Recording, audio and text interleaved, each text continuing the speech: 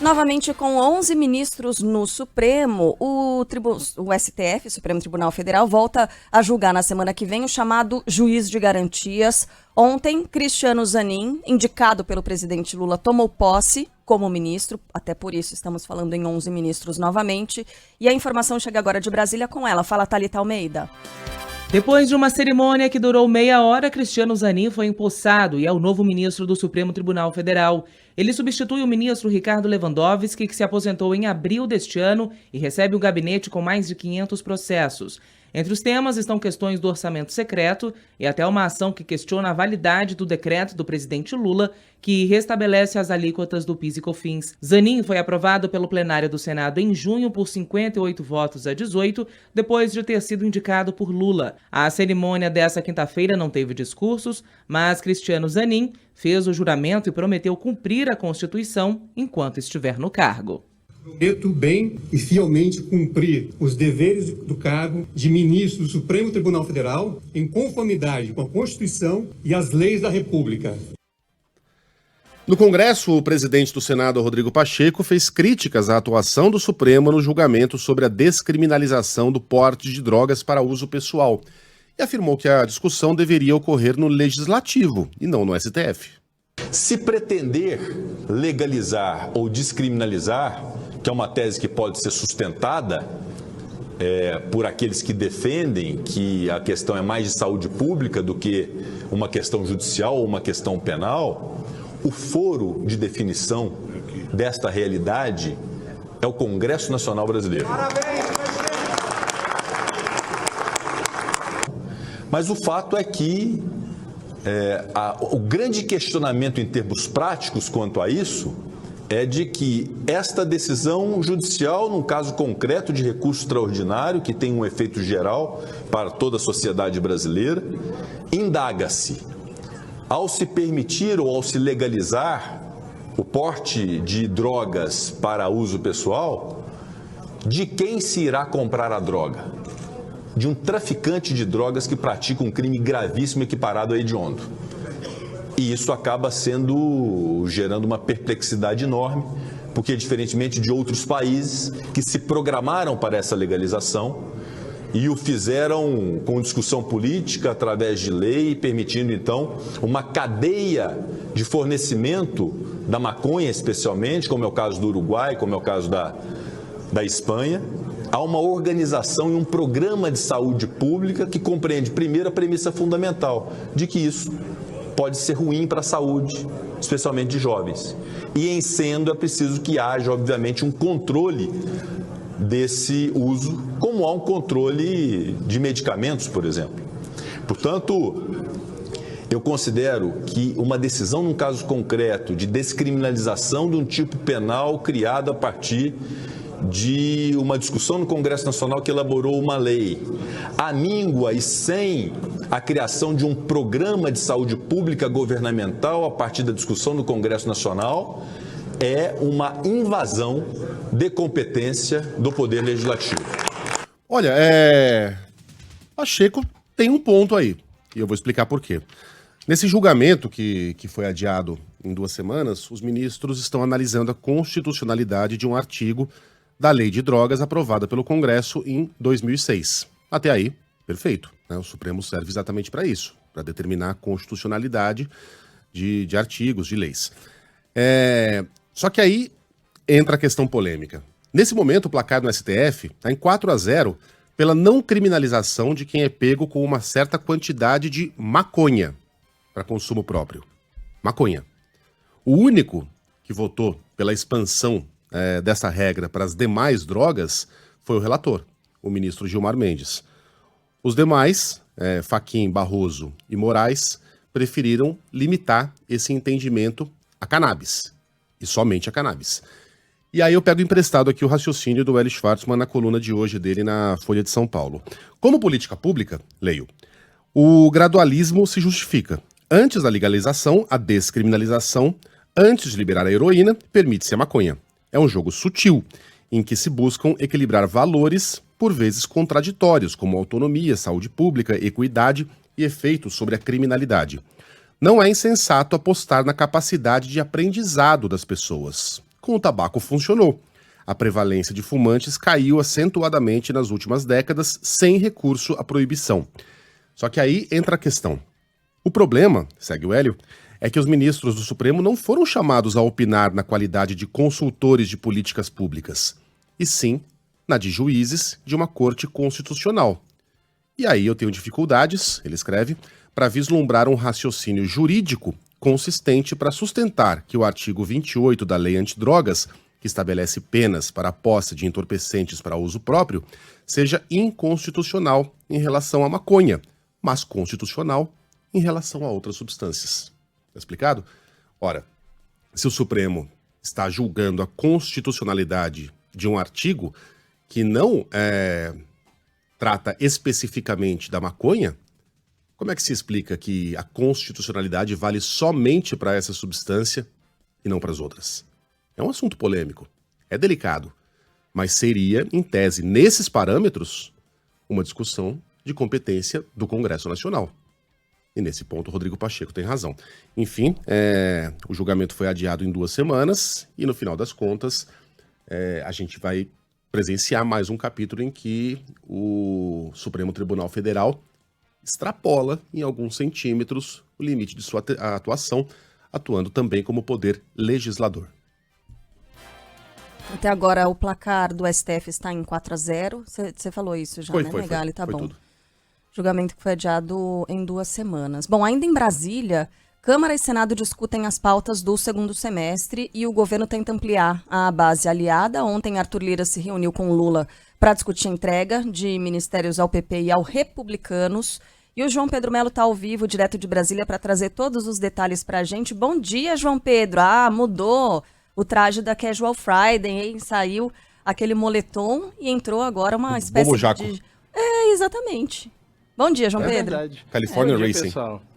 Hoje eu mudei um pouquinho, mas por baixo continuou com o rosa, né? Que era a cor do outro moletom. Mas estamos aqui aproveitando esse frio de Brasília, porque é uma situação rara. Mas para falar também a respeito dessa reunião ontem, né, que a gente teve nas residências oficiais, tanto da Câmara como do Senado, e depois são de assuntos econômicos do Senado. Depois vai para o plenário. Essa proposta de emenda à Constituição terá no Senado a relatoria do senador Eduardo Braga, do MDB do Amazonas. O parlamentar garantiu a análise de todos os pontos aprovados e também que o país não pode aumentar a carga tributária. Esse texto vai passar por consultas públicas e também diversas fases de debate. E aí a gente volta num ponto, desde a época que ele estava lá na Câmara dos Deputados, que a gente fala que no Senado essa análise seria mais demorada. E é exatamente por isso. Tem 2 comissões, tem essas audiências públicas, então, de fato, é uma questão que vai demorar. O presidente do Congresso, o senador Rodrigo Pacheco, acredita na aprovação dessa matéria ainda nesse ano, mesmo que seja aí um tema um tanto quanto complexo. E eu acredito muito, juntamente com o presidente Arthur Lira, com todos os colegas deputados e senadores, que o nosso trabalho vai ser um trabalho que vai ser no final premiado, Deus queira, com a possibilidade de promulgação dessa emenda à Constituição ainda esse ano e que possamos entregar à sociedade brasileira a reforma tributária. Então recebemos do presidente Arthur o documento com responsabilidade, com muito zelo e vamos agora ao trabalho muito aprofundado em todos os pontos, no alinhamento do relator do Senado com o relator na Câmara dos Deputados. No final das contas será um trabalho de muito êxito do Congresso Nacional. Bom, por se tratar de uma PEC, uma proposta de emenda à Constituição, assim como na Câmara, esse texto vai passar por 2 análises, né? Primeiro e segundo turno. Isso é uma questão normal, é praxe. No Senado, quórum de aprovação de 49 votos favoráveis. Em resumo, essa reforma, ela prevê a unificação de 5 tributos que incidem sobre os serviços e o consumo e também retira ali aquela chamada tributação em cascata, quando vários impostos são cobrados em diferentes pontos da cadeia de produção. Hoje, as alíquotas do imposto são variadas para cada tipo de serviço. Está sendo discutida uma taxa única, que deve ficar próxima dos 25%. Ainda ontem a gente teve uma reunião tanto quanto emblemática aqui na capital do país. O presidente da Câmara, Arthur Lira, fez uma visita ao presidente Lula no Palácio da Alvorada. E essa reunião, sim, foi muito longa. Mais de 3 horas de conversa, foram vários assuntos ali. E essa, obviamente, reunião ocorre em um momento de reforma ministerial, ou negociações para uma reforma ministerial. O Centrão busca mais espaço no governo. Do outro lado, Lula quer garantir uma base coesa, uma base bem formada para votação ou para aprovar projetos de interesse do governo federal. Ele tem declarado que não negocia com o Centrão, mas sim com partidos. E aí a gente tem o Progressistas de Lira, o Republicanos, todo mundo quer uma vaguinha, quer alguma coisa ali no governo. E posturas e declarações feitas pelo presidente da República têm irritado Arthur Lira, né? Principalmente essa questão de não negocio com o Centrão não existe. Então isso tem pegado um pouquinho na relação entre os dois, né? Mas depois dessa reunião de ontem a gente viu que foi uma reunião de ajuste, de fato, entre Lira e Lula. Em entrevista a rádios da Amazônia, Lula disse que não tem pressa para definir essas trocas nos ministérios e ressaltou o seguinte, que essas mudanças não podem ser vistas como absurdas. Eu vou fazer ajuste no governo porque nós temos interesse de construir uma maioria para que até o final de 2026 a gente possa votar as coisas importantes de interesse do povo brasileiro. E por isso a troca de ministro não pode ser vista como uma coisa absurda, como uma coisa menor. É uma coisa muito importante. Nós temos partidos importantes que querem participar do governo, que querem fazer parte da base do governo. Então nós vamos conversar com esses partidos. Eu não estou com pressa, as pessoas sabem que eu vou fazer.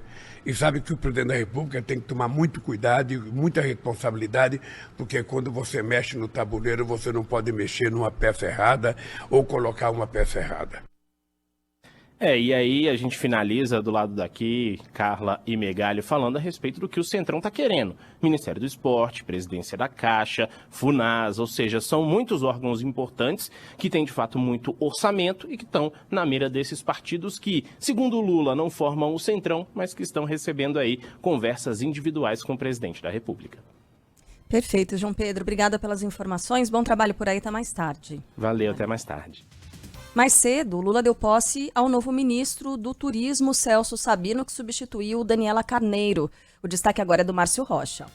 Com a promessa de criação de novos programas para incentivar o setor nos próximos meses, o novo ministro do Turismo, Celso Sabino, tomou posse oficialmente no cargo. Entre as realizações prometidas está a criação de um novo plano de melhoramento do setor turístico, que vai ser apresentado no mês que vem. Uma das metas é ampliar a participação do turismo no PIB brasileiro. Sabino disse que a ideia é usar um modelo semelhante ao que foi implementado em Portugal e afirmou também que vai criar um plano para incentivar o turismo nacional. Queremos nos inspirar em algumas iniciativas de sucesso, como Portugal, nossa nação irmã, que em 10 anos triplicou o número de turistas estrangeiros de 7 para 22 milhões no ano passado. Eles ampliaram a conectividade entre companhias aéreas, investiram em novos produtos e destinos turísticos, em campanhas digitais e na qualificação de mão de obra. Estamos no mesmo caminho. Vamos propor desconto nas entradas de atrativos e parques nacionais a quem estiver visitando o Brasil pela primeira vez. Com apoio do Ministério da Cultura, minha querida Margarete hoje aqui presente, da Ancine, da Apex, da Embratur, estimularemos a produção cinematográfica para a promoção de destinos brasileiros e campanhas publicitárias dentro e fora do país. Após a operação da Polícia Federal contra a deputada Carla Zambelli, a CPMI dos atos de 8 de janeiro aprova a convocação do hacker da Vaza Jato.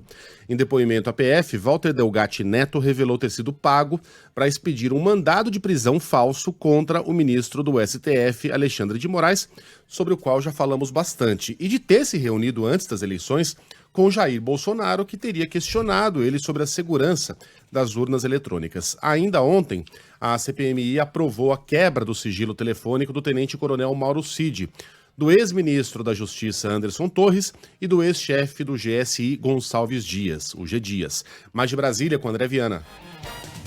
A CPMI de 8 de janeiro da Câmara dos Deputados e do Senado aprovou a convocação do hacker Walter Delgatti Neto, conhecido como hacker da Vaza Jato. Delgatti Neto foi preso na manhã de quarta-feira pela Polícia Federal, em uma operação que também tem como alvo a deputada federal Carla Zambelli. A deputada é suspeita de pagar mais de R$13 mil para o hacker, para que ele invadisse os sistemas do Conselho Nacional de Justiça na primeira semana do ano. Além da convocação de Walter Delgatti Neto, a CPMI também aprovou a quebra de sigilo do ex-ajudante de ordens de Jair Bolsonaro, Mauro Cid, do ex-ministro da Justiça Anderson Torres e de Jorge Washington de Oliveira, condenado por tentativa de atentado contra o Aeroporto Internacional de Brasília. Cid já havia comparecido à comissão, mas permaneceu em silêncio durante os questionamentos. Já Torres prestará depoimento na sessão da próxima terça-feira, após convocação da senadora Elisiane Gama, relatora da comissão. No caso de Mauro Cid, foi aprovada a quebra de sigilos bancário, fiscal, telefônico e telemático, ou seja, de mensagens de texto. Já no caso de Torres e de George Washington, a quebra será apenas para os dados telefônicos e telemáticos. E a situação da deputada só se complica, porque um contrato firmado pelo gabinete de Carla Zambelli levanta a suspeita de que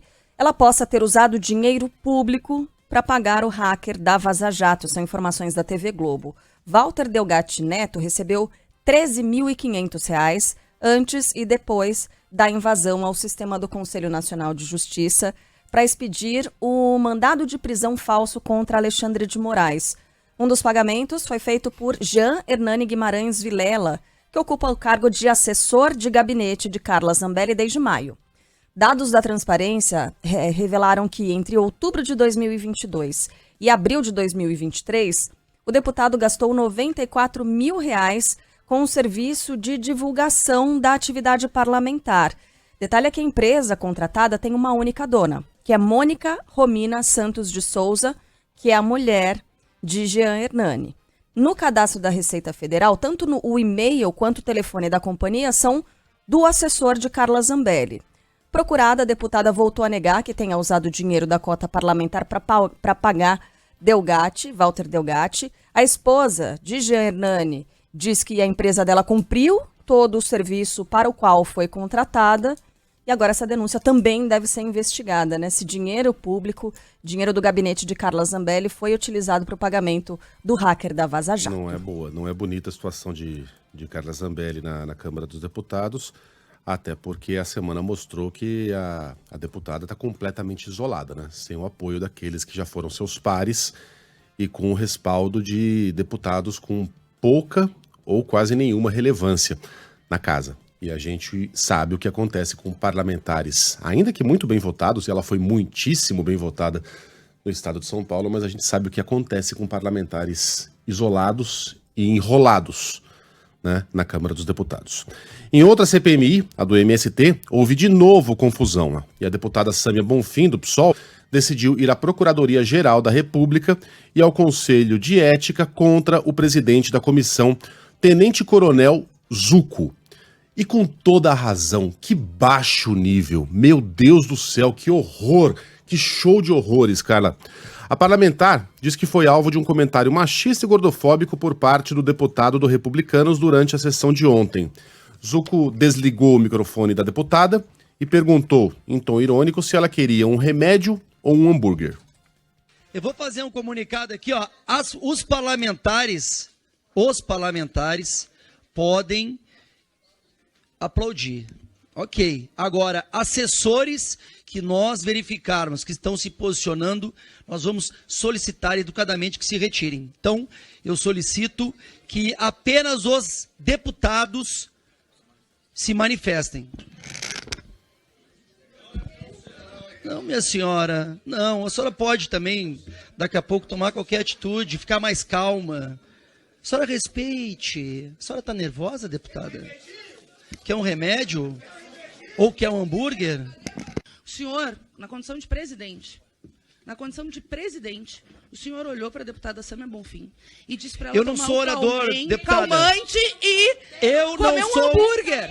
O senhor, eu tenho 3 minutos, eu vou falar. Não, membro pode fazer questão de ordem, presidente. Pode falar, Carolina de Sônia, eu não sei qual é o problema. A senhora não é membro, não pode fazer questão de ordem. A senhora não é membro. A senhora não é membro, não pode fazer questão de ordem. A senhora não é membra. A senhora não é membra. A senhora não é membra. A senhora pode ser homem, pode ser mulher, a senhora não é membra. Deus do céu. O que é isso, Megali? Primeiro assim, chama atenção a questão só membra existe. Existe. Agride aos nossos ouvintes, mas... Não é uma palavra muito bela, né? Mas existe. E não muito comum, mas existe. Agora, o teor... Esse cavalheiro é o presidente da comissão, cara.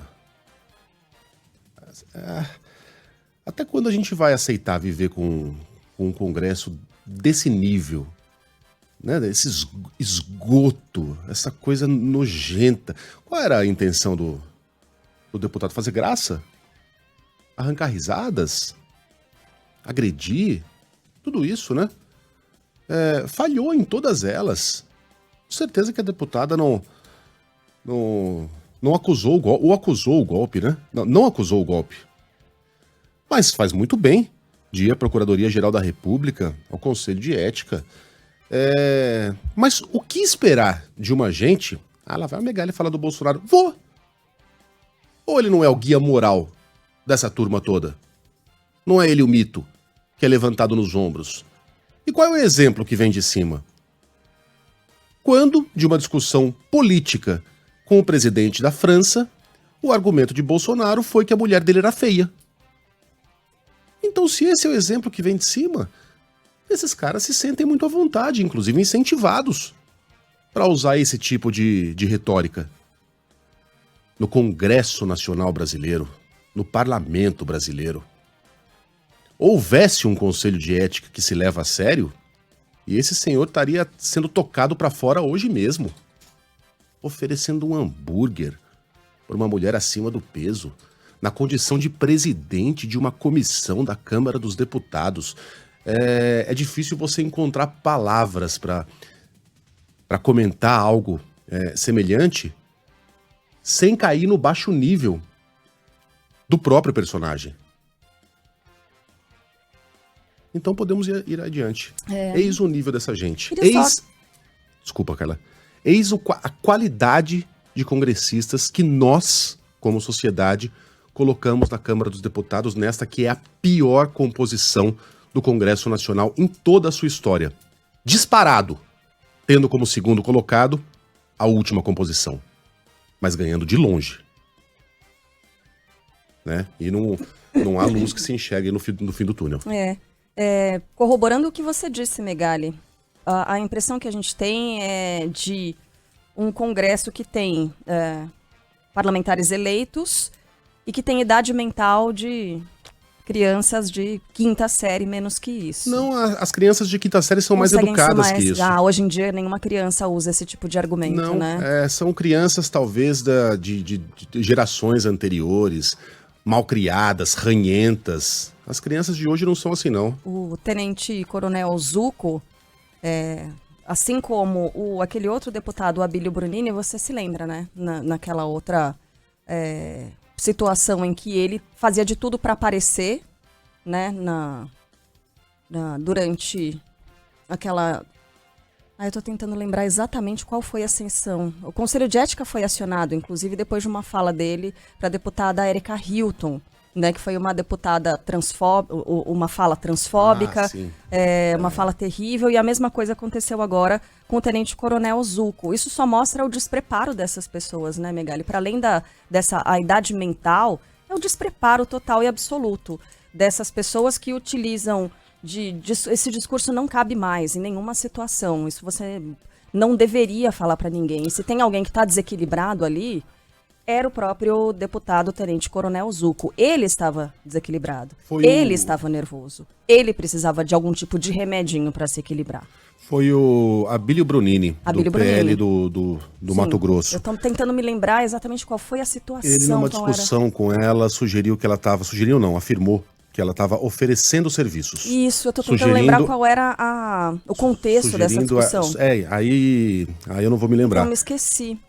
Mas era da CPMI dos atos golpistas. Era atos golpistas também, né? Era esse assunto. E aí a sugestão dele foi que a deputada seria uma prostituta. Porque ela o chamou de carente. Ela é uma transexual. Ela falou, você é carente. Você está agindo dessa forma porque você é carente, dizendo você precisa de atenção. Você está chamando atenção para si. Isso. Porque você é carente. Então é isso. E aí a resposta dele foi sugerir que ela seria uma prostituta. Porque afinal de contas é uma mulher transexual. O que mais poderia ela fazer da vida que não seja a prostituição? Então... É a cabeça dessa gente. E se eles conseguem se comunicar dessa forma, Megali, talvez a gente tenha, não que descer o nível, mas talvez facilitar um pouco para eles. Tenente Coronel Zucco, Abílio Brunini, a resposta para vocês é o seguinte: apelou, perdeu. Apelou feio, perdeu. Vocês têm que aprender isso de uma vez. Não é assim que a gente fala na quinta série. Se vocês vão agir como criança... Então a gente explica como criança. Boa. Apelou, perdeu. Não, isso não vale, não pode. Em frente, o lucro da Petrobras cai no segundo semestre e a companhia reduz o pagamento de dividendos. José Paulo Sobral. O Ministério de Portos e Aeroportos afirma que não pretende mais conceder ao aeroporto Santos Dumont, no centro do Rio, a iniciativa privada. A medida é anunciada após o Tribunal de Contas da União permitir que concessionárias voltem atrás na decisão de devolver concessões ao governo, o que garantiria a permanência da Changi como operadora do aeroporto do Galeão. O grupo pediu para deixar o terminal em fevereiro do ano passado, mas decidiu continuar administrando o aeroporto no início deste ano. Caso a entrega da concessão se concretizar, a ideia seria fazer uma licitação conjunta dos dois aeroportos. O ex-secretário de Transportes e assessor da presidência da FEComércio, Delmo Pinho, acredita que a permanência da atual concessionária traria mais benefícios ao Rio de Janeiro. Se você for relicitar o Galeão, ele nunca pegará uma outorga próxima àquela que a Changi vai ter que pagar de alguma maneira, né? É claro que o reequilíbrio econômico-financeiro da concessão pode vir a reduzir o que ela vai pagar, mas isso sempre será, na minha avaliação, bem mais do que se o aeroporto fosse relicitado. Fora que nós íamos perder aí tranquilamente 2 anos de tempo. Na manhã de quinta-feira, 30 voos foram cancelados e outros 38 tiveram atrasos no aeroporto Santos Dumont por causa de um forte nevoeiro. Enquanto isso, o aeroporto do Galeão registrava pouco movimento. Em entrevista à Rádios da Amazônia, o presidente Lula afirma que o Amapá pode continuar sonhando com a exploração de petróleo na foz do Amazonas. O destaque chega com Vitor Litaif.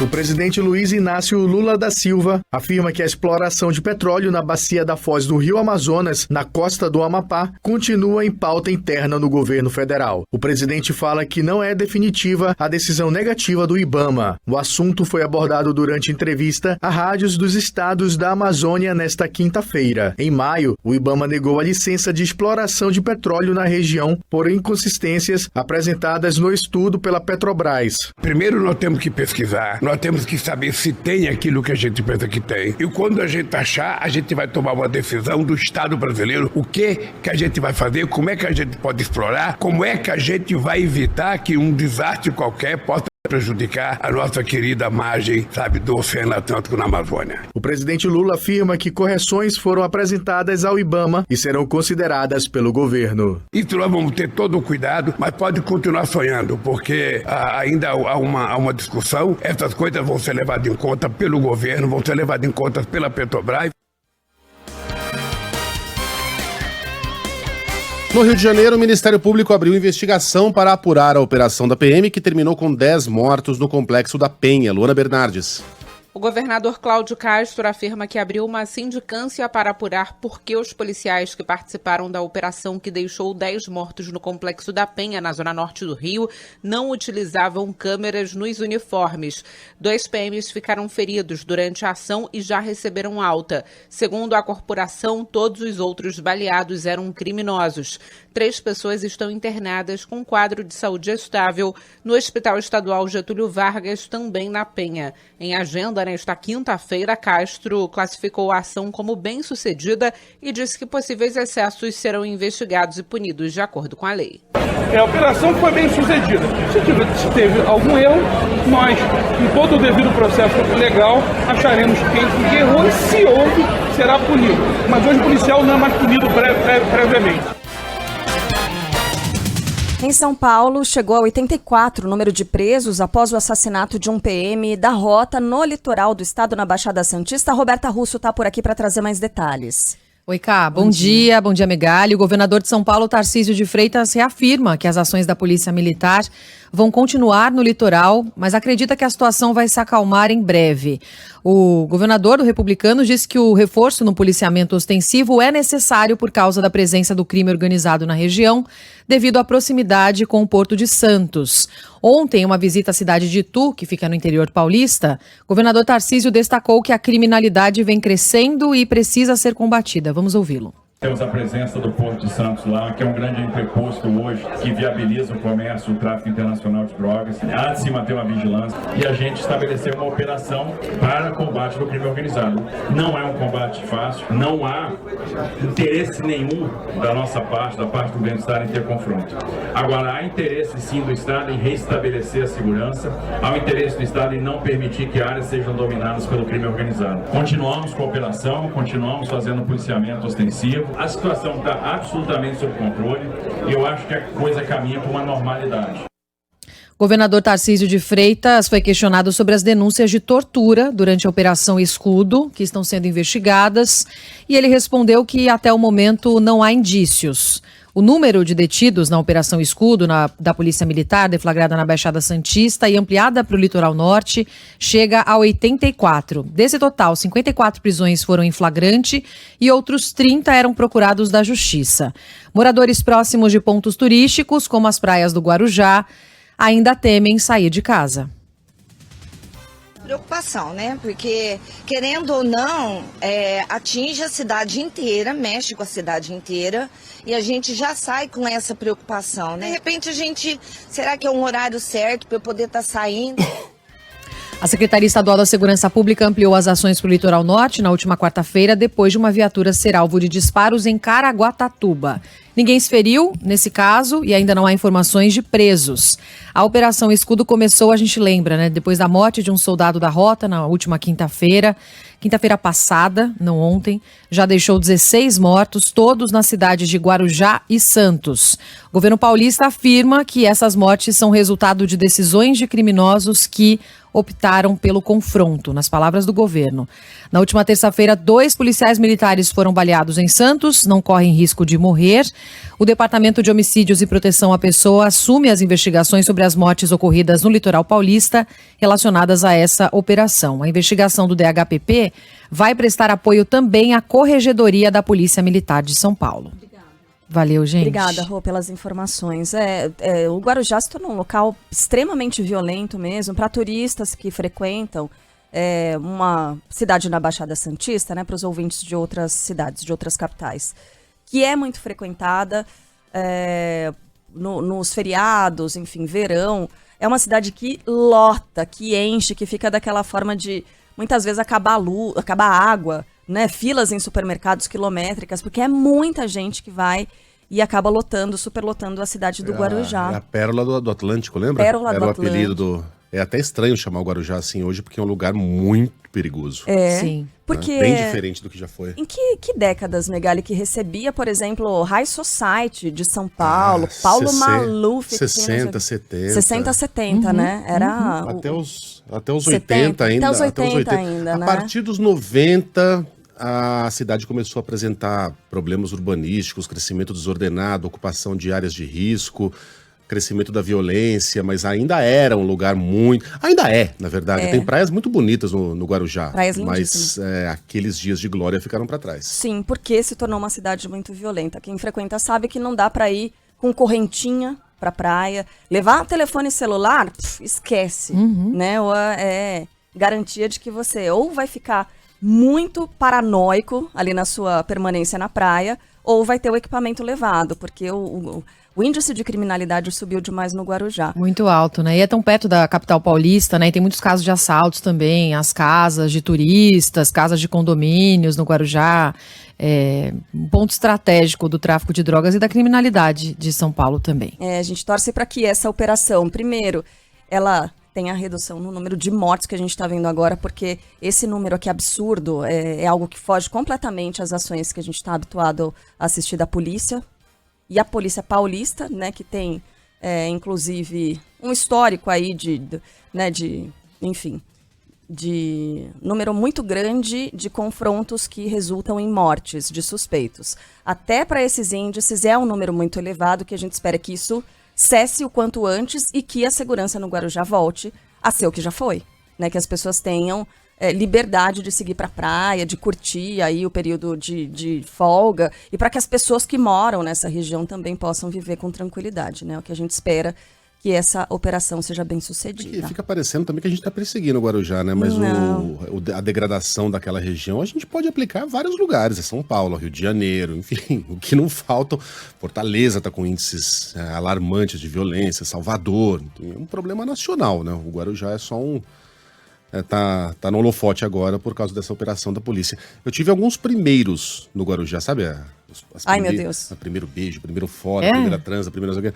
Eu tive alguns desses no Guarujá. Depois eu conto pra vocês. Não todos esses. Tá bom. Mas alguns eu conto pra vocês depois. Valeu, Vamos lá? Valeu, gente. Olha, também em São Paulo, ainda dentro, infelizmente, da página policial, um suspeito de importunação sexual foi agredido dentro de um ônibus e arrastado até uma base da Polícia Militar. Mas o caso terminou sem o registro de boletim de ocorrência. Renner Ravanelli.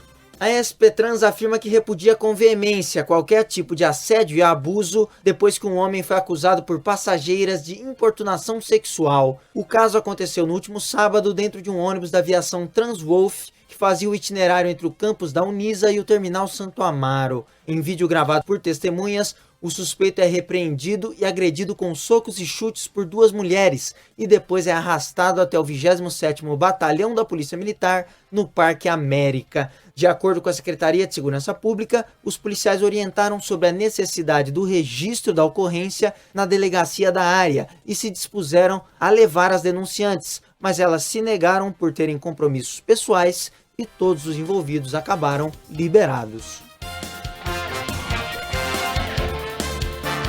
Na live a exibição dessas imagens, né? É coisa bem forte mesmo. A pessoa tá levando muitos socos na cabeça ali. Mas a revolta a gente consegue imaginar, né? Dá pra imaginar, sim, a situação dentro desse coletivo. O que me impressiona é a quantidade de pessoas que fingem que nada tá acontecendo, né? É grande. Que tem medo de se envolver, que não querem se envolver de alguma maneira. E continuam ali olhando pra frente como se não tivesse acontecendo nada. É bem impressionante, né? Mas me pergunto assim, ontem mesmo, interessante você tocar nesse assunto, ontem estava passando por uma via e passei reto numa situação que depois eu fiquei muito tempo pensando, será que eu deveria ter parado para ajudar, para perguntar se estava tudo bem, mas enfim, estava com pressa, minha vida estava seguindo por ali, não tem nada a ver com assédio, tá, gente? Na verdade era uma senhora com duas jovens ali e a senhora estava chorando muito na rua, chorando, mostrando uma carta, não sei o quê. Eu passei por ela e imaginei, poderia ter perguntado se ela precisava de ajuda, e aí eu pergunto para os nossos ouvintes se é do seu hábito aí você passar do lado, sei lá, de uma pessoa que tá, não sei, caída no chão. Você para e tenta sacudir a pessoa, ver se ela acorda, se não, ou passa por algum tipo de situação que você percebe que talvez a pessoa esteja passando por algo, mas você passa reto ou você se intromete entre aspas, mas você bota a cara ali e tenta saber se a situação tá normal ou não. A minha tendência, isso que é o pior, né? Não nesses casos de assédio, é claro. Mas é seguir, tocar reto, sabia? Seguir a vida. Eu acho que isso é um problema deles, eu acho que eu não devo me intrometer porque... Entendeu? A gente já falou da importância da confiança, né? Para a existência de uma sociedade saudável. Eu tenho certeza que vai chegar bastante mensagem dizendo, cara, você fez bem de parar porque isso deve ser golpe. Né? Já tem mensagem chegando aqui. Eu também sigo reto porque são muitos golpes. Né? Talvez não fosse. Mas quando você vive na sociedade do vale tudo, você passa a desconfiar de tudo e de todos. Né? E, portanto, quando você precisar de ajuda em alguma ocasião, pode ter certeza que vão desconfiar de você também.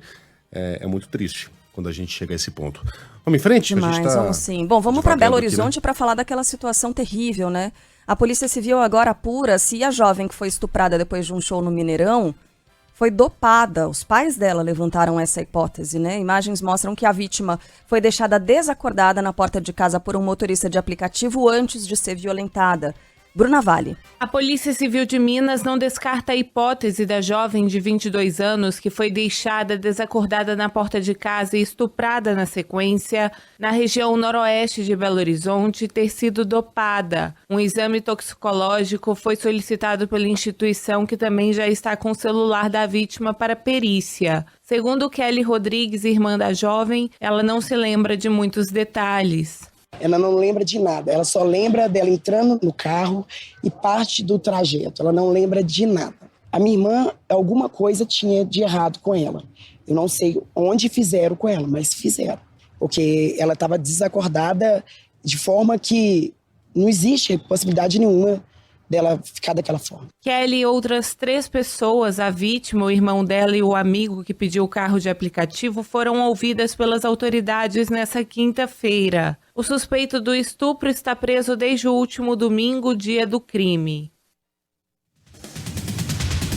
Donald Trump se declara inocente da acusação de tentar reverter o resultado das eleições de 2020. Arthur Coelho. O ex-presidente dos Estados Unidos, Donald Trump, se declara inocente pelos 4 crimes relacionados a uma tentativa de reverter a derrota nas eleições de 2020. O republicano, que vai responder em liberdade, se apresentou ontem a um tribunal de Washington. Segundo a denúncia, Trump tentou usar métodos para falsificar a lista de eleitores do colégio eleitoral, responsável por, na prática, escolher o novo chefe do executivo do país. As acusações jamais comprovadas também serviram de combustível, segundo o Departamento de Justiça, para a invasão do Capitólio em janeiro de 2021. O julgamento, que pode tirá-lo da corrida presidencial, é esperado para um prazo de 90 dias. Ele também é alvo de processos por suposto suborno a uma ex-atriz pornô em 2016 e por manusear de forma ilegal documentos secretos quando deixou a Casa Branca. Flamengo vence e abre vantagem na briga por uma vaga nas quartas de final da Libertadores. Conta aí, João Boeri. O Flamengo pode até empatar na próxima quinta-feira contra o Olímpia em Assunção para se classificar às quartas de final da Libertadores. Nesta quinta-feira, o rubro-negro venceu o time paraguaio por 1-0 no Maracanã pelo jogo de ida. O Olímpia se fechou durante a maior parte do jogo e chegou a cometer 15 faltas contra apenas 6 do rubro-negro. No início do segundo tempo, a dupla Bruno Henrique e Gabigol funcionou mais uma vez. Dessa vez, o artilheiro do Flamengo encontrou Bruno Henrique dentro da área, que marcou de cabeça. Tem mulher na área, na Band News FM.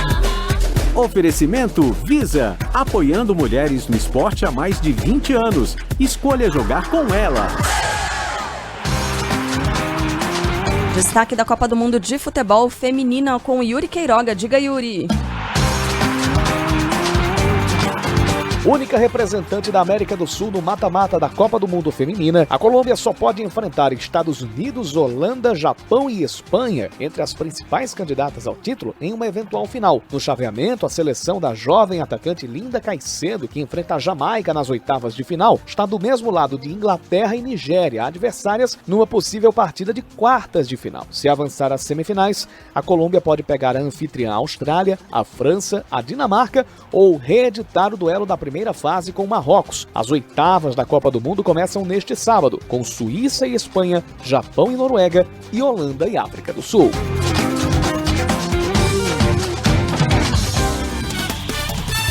Teve Sul-Americano, São Paulo perdeu por 1-0 para o São Lourenço da Argentina, em Buenos Aires. Tem que vencer agora o jogo de volta para avançar às quartas de final. Eu não quero ser a criança que faz cocô na festa, mas o São Paulo tá correndo o risco de ficar pendurado na brocha nesse ano, hein? Porque tá disputando 3 torneios. E até pouco tempo atrás estava bastante competitivo nos 3. Inclusive no Campeonato Brasileiro. Ali brigando pela segunda colocação. De repente começou a perder, empatar, não marca mais gols. Tá arriscado de ficar de fora da Sul-Americana. Não é um resultado tão maluco assim você empatar com o São Lourenço, né? Um time cascudo. Tá arriscado a ficar de fora da Copa do Brasil. E aí, ficar lá cheio de Rames Rodrigues e de Lucas Mouras e de Alexandre Patos disputando amistosos pelo Campeonato Brasileiro. Eu não quero ser o chato, mas São Paulo precisa voltar a jogar bola. América Mineiro e Bragantino empataram por 1-1 no jogo de ida das oitavas de final e vão se enfrentar na semana que vem na Neoquímica Arena.